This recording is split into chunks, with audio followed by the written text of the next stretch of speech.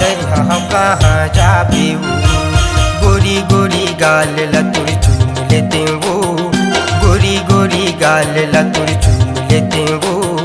कर मामा दरिया कहाँ जाबे वो, कर मामा दरिया कहाँ जाबे वो।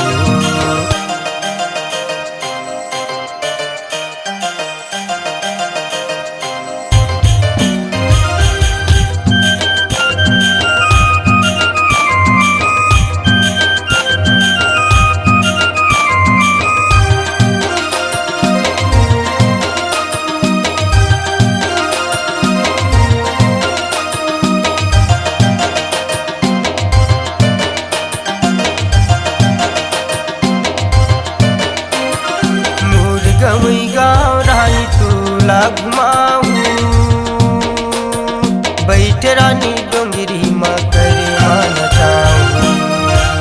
मोर गवई गाँव रानी तोला घुमाऊं, बैठ रानी डोंगरी माँ करे मान जाऊं।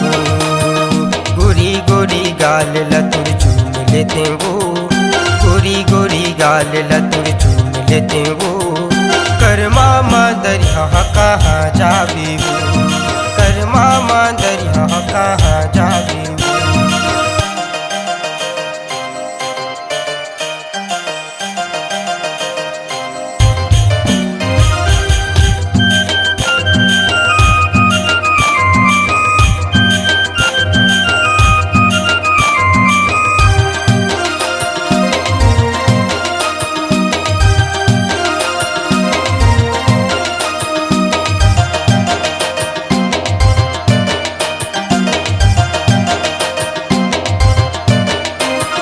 करे माद दरिया रानी तोला गवाऊं, सन कुमार कई थेला खुद न ला घुमाऊं। करे माद दरिया रानी तोला गवाऊं,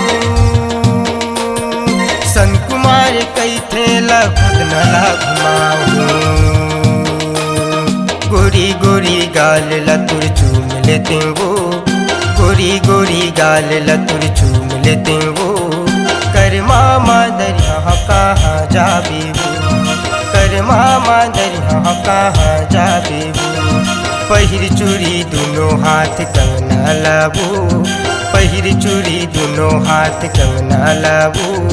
कर मामा दरिया कहाँ जाबे वो, कर मामा दरिया कहाँ जाबे वो। कर मामा दरिया कहाँ जाबे वो, कर मामा दरिया कहाँ जाबे वो, कर मामा दरिया कहाँ जाबे वो। दोस्तों, छत्तीसगढ़ अब आपकी आवाज में झूमेगा।